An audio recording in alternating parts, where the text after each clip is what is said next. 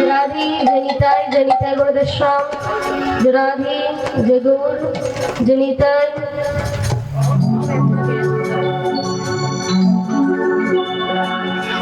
राधे। বাবা, আজকে যারা এত সুন্দর নাম যজ্ঞের আয়োজন করেছে এই অনুষ্ঠান কর্তৃপক্ষ, এদের সকলের চরণে আমার প্রণাম নিবেদন করি, ভগবানের কাছে প্রার্থনা করি বাবা যেন কৃষ্ণ ধন সম্পত্তিতে ধনী। কারণ বাবা, এই পার্থিব জগতে যে ধন সম্পত্তি নিয়ে আমরা অহংকার করি, আমার আমার বলে চিৎকার করি, এবং জগৎ সংসারে কোনো কিছুই আমার না। দেখবেন কোন সিনেমা যখন আমরা দেখতে যাই বাবা, কত মানুষ সেই সিনেমাতে অভিনয় করে, কিন্তু দেখবেন সেই মানুষগুলো যখন বাস্তবে আমাদের সামনে আসে, আমরা সবাই জানতে পারি তার আসল পরিচয়টা কি, আসল নামটা কি, আসল জায়গাটা তার কোথায়, কোথায় তার বাসস্থান। ভদ্র, আজকে আমরা সবাই বাবা বিশ্বপিতার হাত ধরে এই নাট্যমঞ্চে অভিনয় করতে এসেছি। যার যখন অভিনয় শেষ হয়ে যাবে তাকে তখন চলে যেতে হবে বাবা। অভিনয় যদি কারো শেষ হয়ে যায় তার অধিকার নেই এই নাট্যমঞ্চে দাঁড়িয়ে থাকার, তার তখন ছুটি হয়ে যাবে, সে তখন চলে যাবে আপন ঠিকানায়, সে তখন চলে যাবে আপন বাসস্থান, আপন বাড়িতে। তাই বাবা, ভগবানের কাছে প্রার্থনা করি সদা সর্বদা যেন ভগবান তাদের কৃষ্ণ ধন সম্পত্তিতে ধনী করেন। এবং আজকে এখানে আমার সম্প্রদায় যেমন উপস্থিত রয়েছে, মন্দিরের পাশে কিছু বাবা কীর্তন করছে, অন্য একটা সম্প্রদায়, ওই বাবাদের চরণে আমার প্রণাম নিবেদন করি।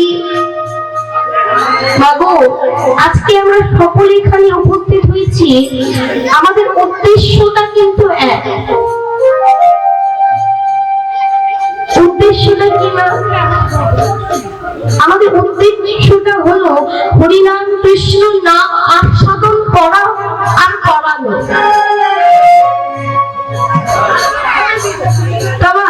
ভগবান নিজে বললেন শ্রবণ কীর্তন, আগে শ্রবণ করো তারপর তুমি কীর্তন করো। আগে শুনতে হবে, শোনার পরে তুমি যেটা ব্যক্ত করবে, তোমার হৃদয় থেকে যেটা বেরিয়ে আসবে সেটাই হলো কীর্তন বাবা। কীর্তন মানে শুধু হরিনাম সংকীর্তনটা না, যে কোনো কথা আপনি যখন আস্বাদন করলেন, আস্বাদন করবার পর যখন সেই কথাটি হৃদয় থেকে ব্যক্ত হলো সেটাই কিন্তু কীর্তন। আজকে আমরা সবাই কেন এসেছি? আমার সাথে একটু কথা বলতে হবে। কেন এসেছি? হরিনাম আস্বাদন করার জন্য। বেশ, তাহলে বাবা আজকে এলাম হরিনাম আস্বাদন করার জন্য। হরিনাম যখন আস্বাদন করতে এসেছি না, সবার কাছে একটা বিনীত অনুরোধ রইল, একটু নীরবতা পালন করার চেষ্টা করব। কারণ হরিনাম করে বসে যদি মনোযোগ সহকারে কীর্তন আস্বাদন করে আমরা পূর্ণ হবে 25%, আর যদি একটা আন কথা কটু কথা বলেন আপনার পাঠ হয়ে যাবে 75%।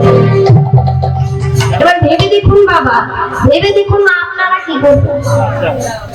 আর যারা একদম চুপ থাকতে পারেন না তাদের উদ্দেশ্যে বলছি না, কথা বলবেন যেন কথাটা আমার কৃষ্ণের কথা হয়, গোবিন্দের কথা।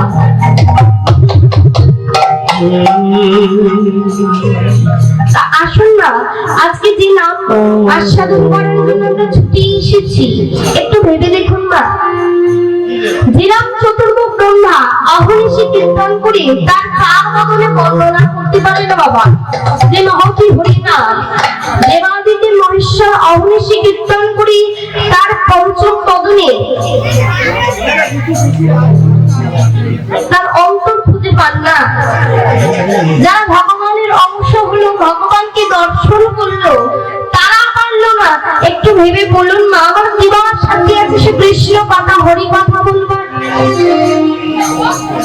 হয়তো মা কিছুই বলতে পারবো না, তথাপিও আপনাদের আগুন চরণে এসেছি। আপনারা যে যে স্থানে বসে আছেন সেখান থেকে আমাকে একটু কৃপা করবেন, একটু করুণা করবেন, আমি যেন আপনাদের সামনে কিছু হরি কথা, কৃষ্ণ কথা, গৌরাঙ্গের কথা আস্বাদন করাতে পারি। সেটাই গৌর হরি বল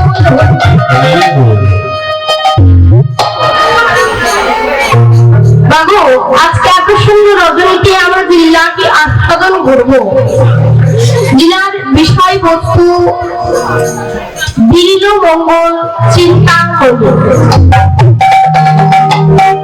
আজকে আমরা এত সুন্দর ভক্তের মাঝে একটা ভক্ত জীবনে আস্বাদন করব, কিন্তু লক্ষ্য করুন না,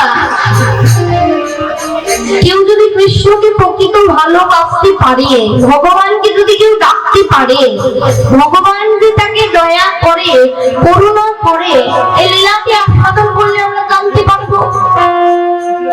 আমরা জানতে পারবো এই পার্থিব জগতে ভক্ত কয় প্রকার।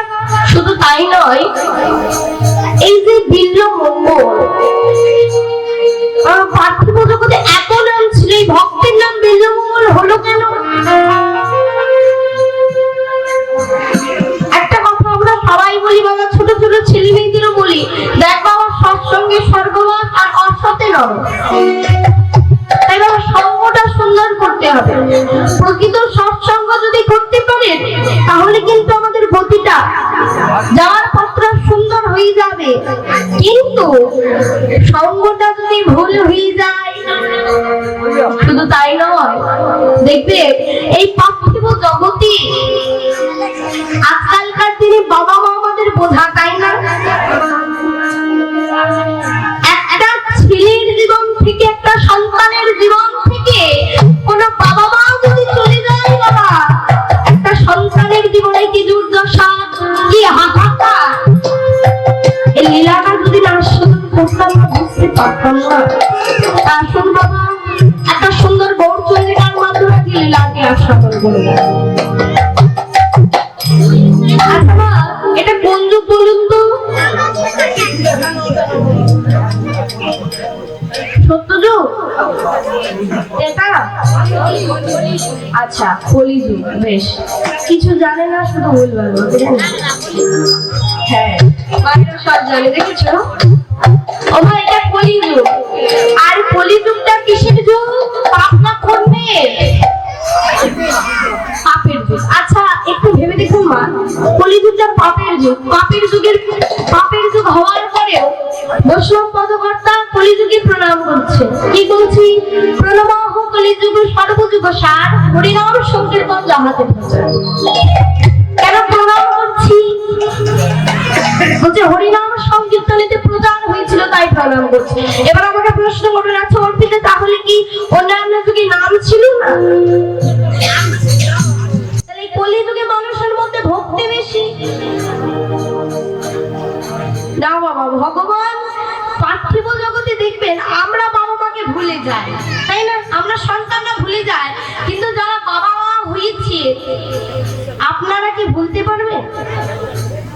সন্তান বাবা মাকে রেখে চলে যাচ্ছে বিদেশে, কিন্তু বাবা মা কি রেখে চলে যেতে পারবে না? ঠিক তেমন যখন বাবা দাপর যুগে শেষের দিকে হস্তিনাপুরের যুদ্ধ সমাপন হয়েছে, কুরুক্ষেত্রের যুদ্ধ যখন শেষ হয়েছে, হস্তিনাপুরের রাজা ছিলেন ধর্মরাজ যুধিষ্ঠির। ভগবান শ্রীকৃষ্ণ তাদের কাছ থেকে বিদায় নিয়ে চলে যাচ্ছে, এমন সময় পিছন থেকে একটা মেয়ে ডেকেছে, এই কৃষ্ণ দাঁড়া বাবা দাঁড়া।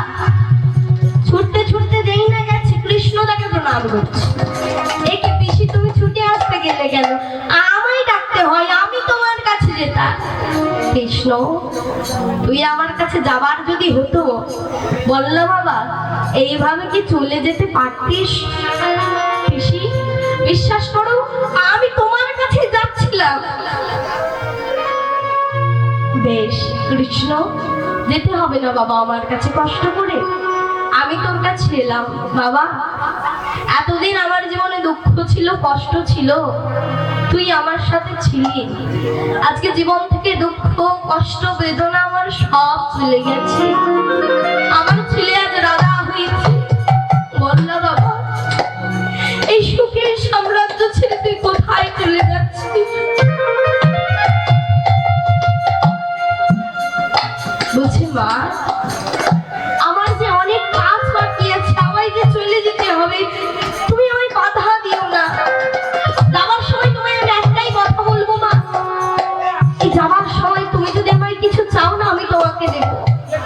কৃষ্ণ দিবি বাবা? হ্যাঁ দেব। মা ভক্ত কাকে বলে দেখুন, এই কুন্তির মতন চরিত্র আপনি কোথাও পাবেন না। মা বলছে কৃষ্ণ দিতে যদি হয়, এই সারা বিশ্ব ব্রহ্মাণ্ডে যত দুঃখ কষ্ট জ্বালা যন্ত্রণা আছে তুই আমায় দে।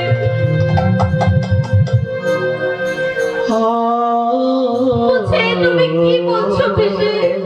এই জগৎ সংসার আমার কাছ থেকে শান্তি চাই, টাকা চাই, পয়সা চাই, ধন চাই, দৌলত চাই, তুমি আমার কাছ থেকে কি চাইছো? খোকা, এই টাকা পয়সা ধন দৌলত যদি আমার কাছে থাকে তুই তো থাকবি না বাবা। আমার যে তোকে দরকার, তোকে প্রয়োজন। পিসি বিশ্বাস করো পিসি, আমার যে সময় আর নাই, আমায় যেতে হবে। কৃষ্ণ চলে গেলেন বাবা। বেশ কয়েক বছর কেটে যাওয়ার পর ধর্মরাজ যুধিষ্ঠির চিন্তা করছে যে ভগবান যখন এই রাজ ঐশ্বর্যের মায়া পরিত্যাগ করতে পেরেছে, ভগবানের যখন রাজ ঐশ্বর্যের দরকার নেই, তাহলে কি আছে এই রাজ ঐশ্বর্যে? দাদা আমি আর রাজা হব না। কিন্তু আমি যদি না রাজা হই, আমার রাজ্যে যদি না কোনো রাজা থাকে, আমার রাজ্যটাকে পরিচালনা করবে কে? ভালো করে ভেবে দেখুন বাবা, আপনি আপনার বাড়ির কর্তা, আপনার কথা ছাড়া বাড়িতে একটা গাছের পাতা পর্যন্ত নড়ে না। আপনি যদি হঠাৎ করে সিদ্ধান্ত না আপনি তীর্থে চলে যাবেন, আপনার মাথায় তখন একটাই কথা আসবে, আমার পরবর্তী সময় কে হবে এই সংসারের কর্তা? পারি না বাবা যার ঘাটে রাজ্যের ভার তুলে দিয়ে চলে যেতে। কারণ এমন মানুষকে প্রয়োজন যে নিজের সংসারটাকে সুন্দরভাবে পরিচালনা করতে পারবে। চিন্তা করে দেখলেন কাকে দিবে? মনে পড়ে গেল একটা ছেলের কথা, নাম তার পরীক্ষিত। পরীক্ষিতকে ডাকলেন, পরীক্ষিত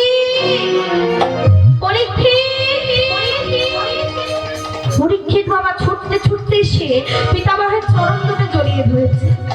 বলো পিতামহ কি চাও? পরীক্ষিত বাবা একটা কথা দিবি আমার? বলো না। পরীক্ষিত আজ থেকে তুমি হবে এই রাজ্যের রাজা। নানা পিতামহ, তুমি জীবিত থাকতে তুমি রয়েছো, সবাই রয়েছি, আমি কেন রাজা হব? এটা তোর পিতামহের আদেশ। আমরা থাকবো না, আমরা চলে যাব মহাপ্রস্থানের পথে। আর শোনো, নিজের তরবারিটা হাতে তুলে দিয়ে বলে গেল নিজের ধর্ম রাজ্যটাকে সর্বদা ধর্ম পথে পরিচালনা করবে, নিজেও অধর্ম করবে না, আর কোন মানুষকে অধর্ম করতেও দেবে না। চলে গেল বাবা। 1 মাস পর, রাজা হওয়ার 1 মাস পর পরীক্ষিত চিন্তা করছি যে রাজ্যের মানুষগুলো ভালো আছে তো, সুখী আছে তো। পিতামহকে কথা দিয়েছি বাবা, কথা তো রাখতে হবে। এবার চিন্তা করে দেখুন বাবা, আপনি গ্রামের প্রধান, আপনার গ্রামের মানুষজনগুলো ভালো আছে না খারাপ আছে সেটা দেখার জন্য আপনি যদি লোক পাঠান তাহলে কি হবে? হবে, কিছুটা কাজ হবে, কিন্তু পুরোপুরি কাজটা কি হবে বাবা? হবে না। আপনি গেলে যে কাজটা হবে, আপনার একজন মানুষকে পাঠালে সেই কাজটা কি হয়? পুলিশ আসে, আর পুলিশের যারা সাইডে ঘোরাঘুরি করে তারা যদি আসে, এক কাজ কি হবে? হবে না। তো চিন্তা করে দেখলেন না এই রাজ্যটা কেমন চলছে, এর জন্য আমাকে নিজেকে যেতে হবে। আচ্ছা মা, আপনাদের গ্রামে মারামারি হচ্ছে, এমন সময় পুলিশ এসে গেছে, আপনারা কি করবেন? নারে জানে মারামারি দেখবেন তো? দেখবেন না, দরকার নেই বাবা, তোরা মন, আমি ঘরে, তাই না? কিন্তু বাবা মারামারি হচ্ছে, একটা পুলিশ এসেছে কিন্তু তার পুলিশের কোনো দেশ নেই, সাধারণ মানুষের মতো পোশাক পরে এসে গেছে, আপনি বুঝতে পারবেন যে ওটা পুলিশ? অচেনা একটা মানুষ এসে গেছে, আপনি বুঝতে পারবেন? পারবেন না। চিন্তা করলেন যে না, যেতে যদি হয় রাত্রিকালে যাব। আর ওই রাত্রিকালে গিয়ে আমি এটা বুঝতে পারবো যে মানুষের মনে যদি না শান্তি থাকে, মানুষের হৃদয়ে যদি না শান্তি থাকে বাবা, সে কোনোদিন শান্তিতে ঘুমোতে পারে না। যেমন ভাবা তেমন কাজ। প্রত্যেকদিন রাত্রিকালে ছদ্মবেশ পরিধান করে নিজের রাজ্যটা পরিদর্শন করে। দেখতে দেখতে একটা মাস কেটে গেল। রাত্রিটা ছিল শারদীয়া পূর্ণিমার রজনী বাবা, যে রজনীতে আমার ভগবান শ্রীকৃষ্ণ মধুর মধুর অপ্রাকৃত রাসলীলা প্রকাশ করেছিলেন। সেই রজনীতে একটা বটবৃক্ষের নিচে বসে সরস্বতী নদীর তীরে চিন্তা করছে গোবিন্দ, ও দয়াময়, আমি যে আমার দাদুর কথা রাখতে পেরেছি জানো গোবিন্দ। আমি দেখলাম আমার গ্রামের প্রজারা কি সুন্দর নিদ্রা যাচ্ছে, কি শান্তিতে রয়েছে, কি সুখে রয়েছে গোবিন্দ। আর আমার মনে কোনো দুশ্চিন্তা রইল না গোবিন্দ। ও গোবিন্দ, আজ তোমার এত সুন্দর রজনীতে আমি ওই সরস্বতী নদীর জলে স্নান করে গোবিন্দ কাল থেকে আমি আবার সিংহাসনে বসবো। শুধু তাই নয়, কাল থেকে আমি হব রাগা পরীক্ষিত, ছদ্মবেশধারী পরীক্ষিত না। এই বলে বাবা সরস্বতী নদীর জলে স্নান করতে নেমেছে। এমন সময় ডুব দেবে হঠাৎ করে একটি দৃশ্য থেকে চমকে উঠলেন। আমি কি দেখছি? না, হতে পারে না। বাবা তাড়াতাড়ি করে নদী থেকে উঠে এসে ছদ্মবেশটা ধারণ করে গাছের আড়াল থেকে লক্ষ্য করছে যে একটা ভীষণ, যার 3টি পা কাটা, মনুষ্য কণ্ঠে কাঁদে আর বলে, ওহে দয়াময়, এ রাজ্যের রাজা পরীক্ষিত তিনি কি মারা গেছে? তিনি কি দেখতে পাচ্ছেন না যে তার রাজ্যের প্রজাদের এত দুঃখ, এত কষ্ট, এত বেদনা, এত জ্বালা? কোথায় তিনি? এমন সময় লক্ষ্য করলেন একটা অতি সুন্দর যুবক একটা গাভীকে মারতে মারতে ছুটে আসছে। গাভীটি মার খেতে খেতে তার সন্নিকটে সে মুখ থুবড়ে পড়ে গেছে। আর সেই সুন্দর যুবকটি বলল, কি রে, তুই কি ভাবছিস ওই একটা পাও আমি রাখবো না? ওই একটা পাও আমি কেটে দেব? এই বলে বাবা তলোয়ারিটা বার করেছে একটা পা কেটে দেওয়ার জন্য। পিছন থেকে তার কেশ উচ্চ কর্ষণ করে বলল, মহারাজ পরীক্ষিত, এই তলোয়ারি দিয়ে আমি তোমার মস্তক ছেদন করব। মহারাজ, ও মহারাজ, কার মস্তক ছেদন করবে?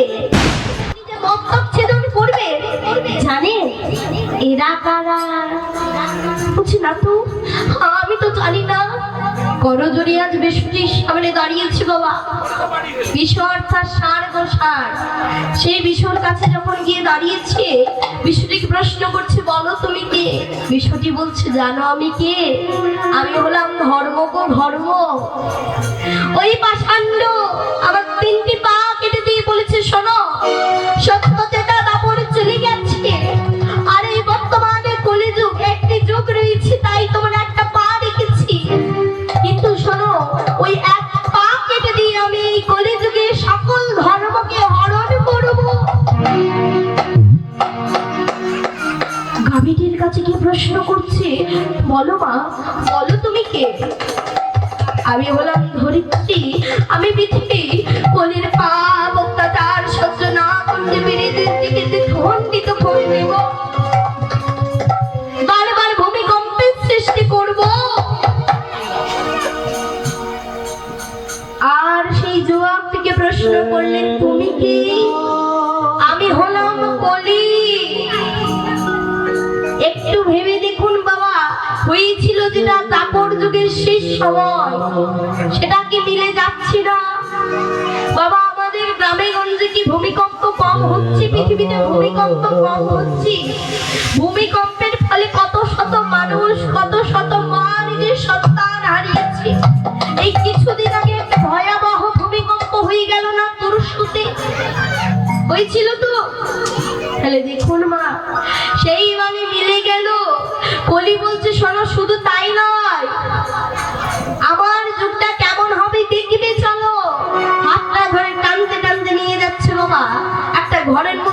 বলছে দেখো এই হলো এক মা, এই 5টা সন্তান, এ সবাইকে মানুষ করবে, কিন্তু এরা যখন ডাক্তার হবে, ইঞ্জিনিয়ার হবে, ব্যারিস্টার হবে, এই 5 ছেলে তখন আর ওই মাকে দেখবে না। এই দেখো এরা হলো 2 ভাই, দুজন দুজনকে ছাড়া থাকতে পারে না। এরা যখন বড় হবে, দুজন ভাই তখন দেখবে জায়গার জন্য, সম্পত্তির জন্য কাটাকাটি মারামারি করবে। বলছে এমন হবে আমার রাজ্য, যে রাজ্যে বাবা মা এক মুঠো অন্যের জন্য অধম মরণে কাঁদবে। এই কথা শুনে পরীক্ষিত কাঁদছে, দয়াময় আমার রাজ্যটা ধর্মপথে চলছে না কৃপাময়। আমি ভেবেছিলাম আমার রাজ্যের মানুষগুলো সুখী আছে, শান্তিতে আছে, তো পাবই আমি যে ভুল ভেবেছিলাম আমার রাজ্যটা ধর্মপথে চলছে না। বলো না দয়াময়, তুমি তো নিজে বলেছিলে তুমি ধর্মকে বিনাশ করার জন্য আসো, তুমি কি আসবে না এই কলিযুগে? বলো না দয়াময়, তুমি কি আসবে না?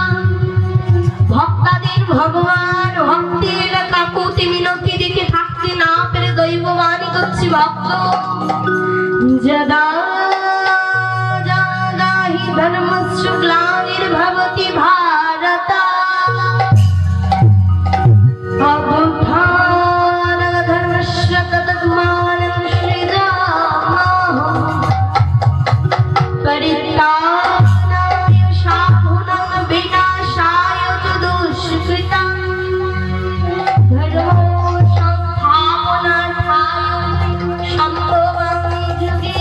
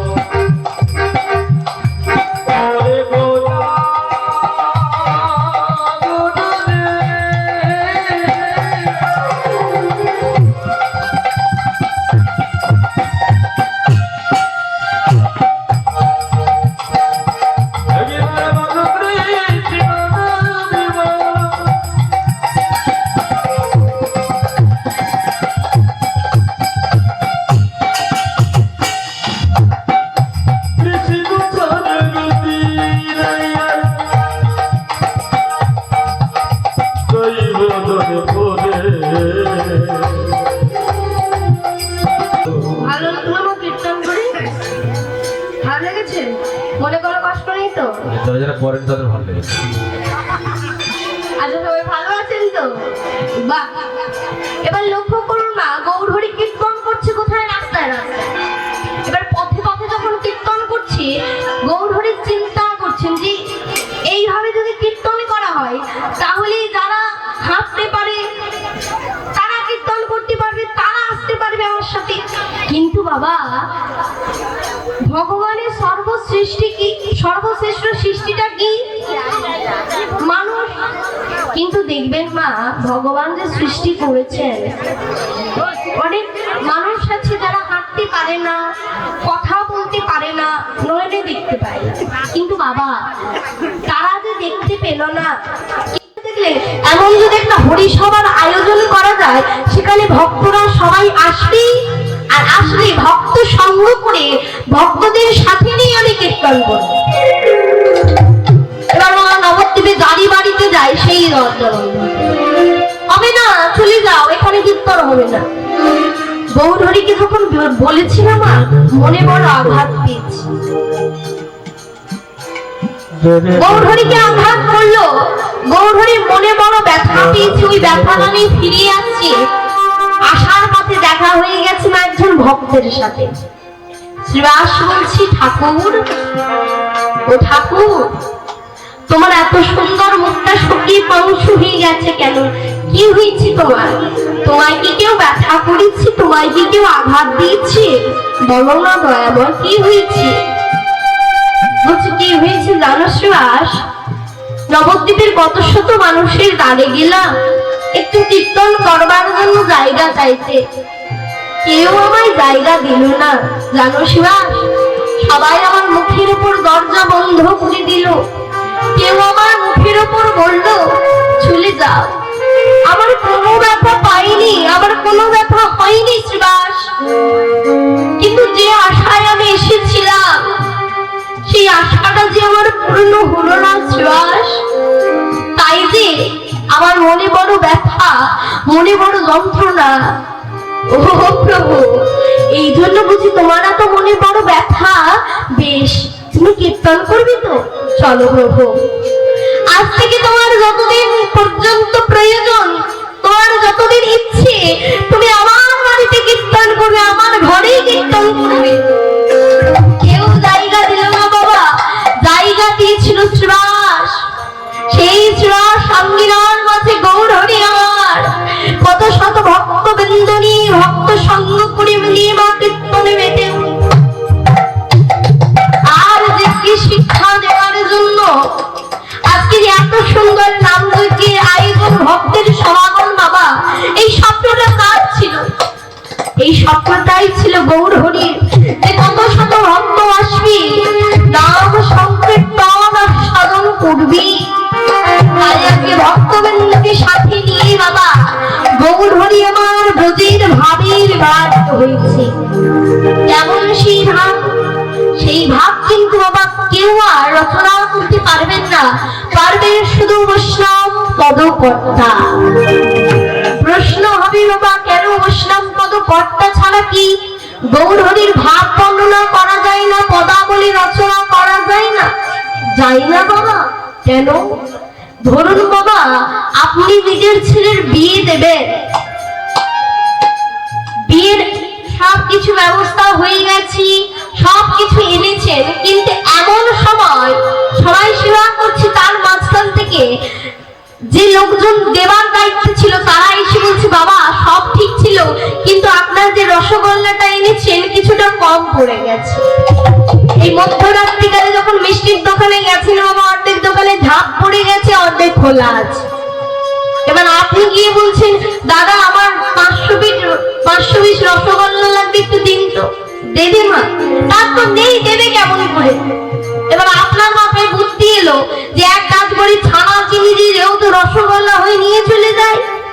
কিন্তু মাগো, ছানা চিনি দিয়ে কি আর রসগোল্লা হবে? সেই রস ফুটবে, তার মধ্যে ময়দা, তার পদ্ধতি অনুসারে সেই রসগোল্লা তৈরি হবে, তবে না হবে রসগোল্লা। আমরা কি পারবো বাবা? আমরা যেমন পারবো না, পত্র বৈষ্ণব পদাবলী এত কঠিন জিনিস যে পদাবলী বৈষ্ণব পদকর্তা ছাড়া রচনা করা, তার মধ্যে যে রস সেটা আসে না। তাই বৈষ্ণব পদকর্তা এক পাশে দাঁড়িয়ে কলম দিচ্ছে, বলছে, গৌরহরি, আহা তোমার এ কি অপরূপ সুন্দর দৃষ্টি।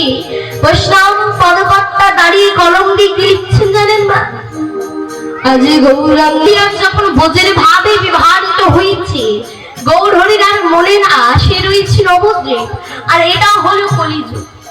সে সব ভুলে গিয়ে ভক্তবৃন্দকে মনে করেছি সেই ব্রজরমণী ব্রজসখী, মনে করে বলছে, চলো চলো আমরা সবাই যাব মধুর মধুর বৃন্দাবনে। বাবা লীলা সদনে পূর্বে আমরা সকলে যাব বৃন্দাবন, যাবেন তো? বেশ, কে কে যাবেন একটু হাত তুলুন দেখি। আচ্ছা, কে কে গিয়েছেন বৃন্দাবনে? হাত তুলুন তোমরা। কে কে গিয়েছে? আর বাবারা? যা, ও আজকে কোথায় এসেছে? যেখানে ওই হরিনাম সংকীর্তন, সেটাই বৃন্দাবন। কি হবে বৃন্দাবনে গিয়ে? কি লাভ আছে বলুন? বৃন্দাবনে গেলে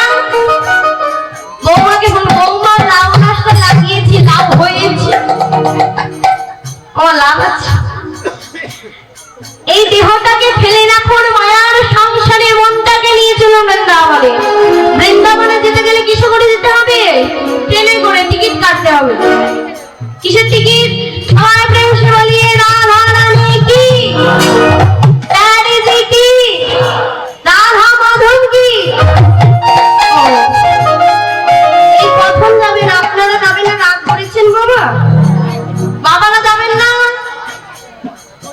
পিছনে বাহ, ওদের আর ইচ্ছে নেই। বলছে আর ইচ্ছে নেই। দেখি মা সকলে মিলে যাবো বৃন্দাবন। কেমন করে? রাধা রাধা বলো রে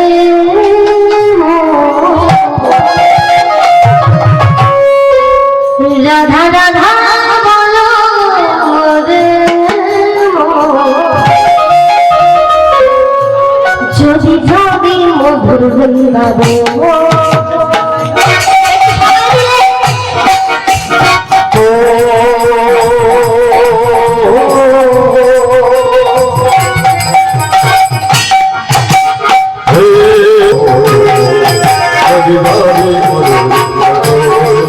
রাধা রাধা রাধা রাধা রাধা রাধা বলো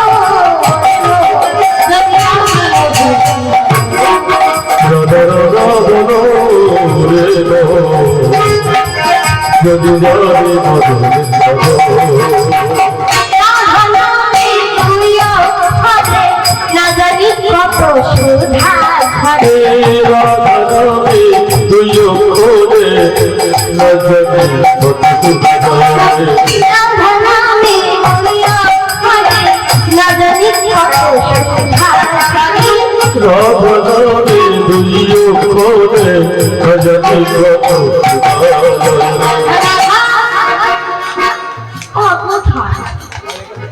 ঘরে ঠান্ডা লাগছে? প্রচন্ড ঠান্ডা। বলুন মা আপনাদের এখানে? হ্যাঁ? দেখি একটু সব কিছু বাদ দিয়ে বাহু তুলে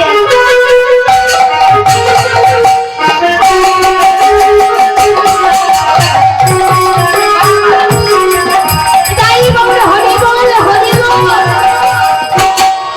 রাধা রাধা রাধা রাধা রাধা। আমার ধসে গেলে হবে, একটু তুলতে হবে। দেখি সবাই মিলে রাধা রাধা বলো। পার্থিব জগতে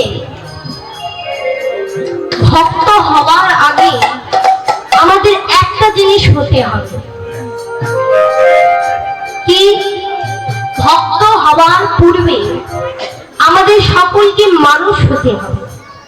প্রশ্ন করবেন মা, তাহলে কি আমরা মানুষ নই? কি বললেন দেখুন বাবা, যে কোনো মানুষের যদি হাত পা থেকে মানুষ হওয়া যেত, তাহলে ওই বৃদ্ধাশ্রমে বসে কত শত বাবা মা দিবানিশি অধর্মণে কাঁদতো না। আগে তুমি মানুষ হও, তারপর তুমি ভক্ত হবে। মানুষ হতে গেলে কি করতে হবে মা? মানুষ হতে গেলে মনের মধ্যে থাকা হিংসাকে দূর করতে হবে। কারণ বাবা, আমাদের কলিযুগের ভগবান গৌরাঙ্গ মহাপ্রভু যে ছিলেন, তিনি আমাদের শিখিয়েছেন, তিনি আমাদের বুঝিয়েছেন যে হিংসার দ্বারা কোনো কিছু হয় না বাবা। গৌরহরি আমার সম্মান পথ অবলম্বন করে চলে যাচ্ছেন বাবা, ঝাড়খণ্ডের ওই বনে বনে যাচ্ছে। যাবার পথে কয়েকটা বাঘ তাকে ঘিরে ধরেছে, মানে মা ঘুমিয়ে আছে, তার মাঝে গিয়ে গৌরহরি অন্ধকার তো দাঁড়িয়েছে। এবার মা পূর্ণিমার আলোতে দেখতে পাচ্ছে যে কি, আমি তো বাঘের ওপর পা দিয়ে দিলাম, কিন্তু দেখবেন বাবা, যদি কোনো বয়োজ্যেষ্ঠ মানুষের গায়ে আমাদের পা লেগে যায় আমরা প্রণাম করি, সমবয়সী হলে আমরা আলিঙ্গন করি, আর ছোট হলে আমরা চুম্বন করি। কিন্তু দেখুন মা, সে তো বাঘ, তাকে কি করবে গৌরহরি মানে ভেবে পাচ্ছে যে কি করা উচিত। গৌরহরি যেই না বাঘের নিদ্রা ভঙ্গ হয়েছে, সে তো হিংস্র জীব, তার কাছে করজোড়ে বলছে, ওগো বাঘ শোনো, তোমাকে দেওয়ার মতন তোমাকে যে কি বলে আমি ক্ষমা চাইবো তার ভাষা আমি খুঁজে পাচ্ছি না। তবে যাওয়ার সময় একটা জিনিস আমি তোমায় দিয়ে যাব, সেটা হচ্ছে এই প্রেম মাখা, মধু মাখা, সুধা মাখা হরিনাম।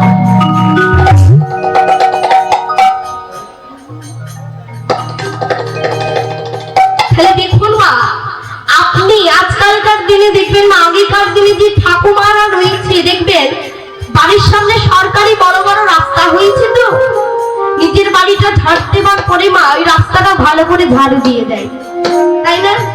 কিন্তু মা বলুন ওই রাস্তাটা কি আপনার সম্পত্তি? আপনার না, তাহলে আপনি ঝাড়ুটা দেবেন কেন? না, যে মানুষগুলো যাতায়াত করে তাদের যাতে না কোনো রকম অসুবিধা হয় এই কথা ভেবে। কিন্তু আজকালকার দিনে দেখবেন মা দুটো ঘর হয়েছি, এ ঝাড় দিয়ে ওর ঘরের দিকে ঠেলে দেয়, ও এর ঘরের দিকে ঠেলে দেয়। তাহলে আমার লাভটা কি কিছু হয়? হিংসেরই কিছু করা যায় না। হিংসে ত্যাগ করে মনস্থির করতে হবে, নিজেকে ভালো হতে হবে। কারণ কি বললেন মা, মানুষ বেশি ঘুরলে দেশে মানুষ বলে না,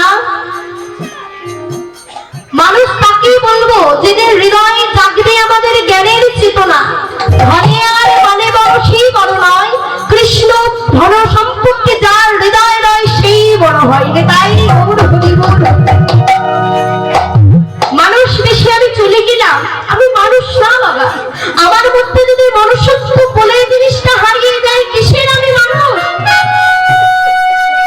লক্ষ্য করবেন মা, আমাদের একটা সব কথা প্রচলিত আছে, আমরা সবাই জানি, আমরা সবাই বলি ছোট থেকে বড়। ছেলেমেয়েরা যখন অপচয় করে জল, আমরা বলি বাবা জল নষ্ট করছে, আর দুদিন পরে খাবার জল পাবি না, জলই জীবন। মা জল জীবন, তাহলে জল পান করলে আমরা বেঁচে থাকবো। তাহলে জল যদি প্রাণ করে বেঁচে থাকা যায়, তাহলে বলুন না মা, এই নদীতে কত জল আছে, পুকুরে জল আছে, সমুদ্রের জল আছে, এত জল থাকার পরেও কেন বাবা আমরা শুধু শুধু এত দামি দামি সাবমার্সিবল টিউবওয়েল লাগাবো? কিছু দরকার আছে? কেন লাগাবো মা? কারণ এই নোংরা জল খেলে আমাদের শরীরের ক্ষতি হবে, এই নোংরা জল দিয়ে আমাদের শরীরে উপকার হয় না। আমরা বিশুদ্ধ জল পাওয়ার জন্য ভালো ভালো নামি দামি কল লাগাচ্ছি, সাবমার্সিবল লাগাচ্ছি, যে জল খেলে আমাদের শরীরে কোনো ব্যাধি আসবে না, যে জল খেলে আমাদের কোনো অসুখ হবে না। ভদ্র মাগো, মানুষের মতো মনুষ্যত্ব যুক্ত তোমায় মানুষ হতে হবে। শুধু দুটো হাত পানিয়ে জ্ঞান নিয়ে ঘুরলে বাবা মানুষ বলে না, প্রকৃত মানুষের লক্ষণ কি? সেই মানুষকে দেখলে আপনি বুঝতে পারবেন বাবা আমি শিক্ষিত হয়ে গেছি, আমি মানুষকে মানুষ বলে গণ্য করি না, এটা মানুষের পরিচয় না। আমাদের পরিচয় একটাই বাবা, আমরা সবাই কৃষ্ণ চরণের দাস। লক্ষ্য করুন, এই যে ভক্তের কাহিনী আমরা আস্বাদন করবো মা, কত বড় ভক্ত হলে এমন হওয়া যায়। আমরা সবাই ভক্ত মা, অনেক ভক্ত আছে বাবা ভগবানের রাতুল চরণে এসে কেঁদে কেঁদে বলে দয়াময় অনেক দিন তো হলো ছেলে আমার বড় লেখাপড়া করে বসে আছি, একটা চাকরি যদি পেত না খুব ভালো হতো, একটু করুণা করো, একটু কৃপা করো দয়াময়। বাবা এরাও কিন্তু ভক্ত, এরা কিরকম ভক্ত? এরা হলো সকাম ভক্ত। আবার এমন অনেক ভক্ত আছে ভগবানকে গিয়ে বলে দয়াময় তুমি যেটা করবে সেটা ভালো, আমি সব তোমার উপর ছেড়ে দিয়েছি। এটা হচ্ছে বাবা নিষ্কাম ভক্ত। কিন্তু এই ভক্ত দুটো আলাদা হলে কি হবে না, এই ভক্ত দুটোর মধ্যে একটা মিল রয়েছে। কি বলুন তো, না এই ভক্তের কারোরই বাবা কোনোদিন আশা পূর্ণ হয় না। হয় না আমাদের আশা পূর্ণ হয়? যখন কোন সকাম ব্যক্তিকে ভগবানের কাছে বাড়ি চেয়েছি, বাড়ি করে দিল, প্রশ্ন করবে বাড়ি চেয়েছিল বাড়ি হয়ে গেল, আর তুমি কি চাও? তোমার মনের আশাটা কি পূর্ণ হয়েছে? মা আপনাকে একটাই কথা বলবে, দিদি বাড়িটা হলো, ভগবান যদি একটা গাড়ি দিত না ভালো হতো। আমার গাড়ি হয়েছে, জিজ্ঞেস করুন দিদি আমার মনের আশা পূর্ণ হয়েছে? কি বলবো, এখান থেকে পাঁশকুড়া স্টেশনটা অনেকটা দূর, তা যদি ভগবান একটু দয়া করে আমায় 4 চাকা দিত ভালো হতো, তাহলে গ্রীষ্মের রোদ, বর্ষার বৃষ্টি, শীতের শীত, ঠান্ডা সহ্য করতে হতো না, তাই না? আচ্ছা সেবার সুন্দর ব্যবস্থা হয়েছে, যারা যাচ্ছেন ধীরে ধীরে যান, কোনো ক্ষতি নেই, কিন্তু যারা বসে আছে তাদেরকে অযথা বিরক্ত করবেন না। রাত হয়ে গেলে আর ভালো লাগে না কীর্তন বলুন? তা লক্ষ্য করুন না, এই যে ভক্ত সকাল ভক্তের আশাটা দেখুন কোনোদিন পূর্ণ হচ্ছে না। ভগবান যত দিচ্ছে আমাকে আরো দাও, আমি আরো নেব। আর যারা নিষ্কাম ভক্ত হয় বাবা, তারা যতই কীর্তন আর সাধন করুক, যত ভাগবত আর সাধন করুক, যত বই পড়ুক, তারপরে মনে হয় আমার মনে হয় অনেক বাকি রয়েছে জানা, আমি এখনো কিচ্ছু জানতে পারিনি। যোগীর চিন্তা জগন্নাথ, ফকিরের চিন্তা মক্কা, ধনীর চিন্তা ধন, কেবলই 99 ঘন্টা। ও বাবা, 99 যেমন কোনোদিন 100 হয় না, আমাদের মতো ভক্তির আশা মনোবাসনা কোনোদিন পূর্ণ হয়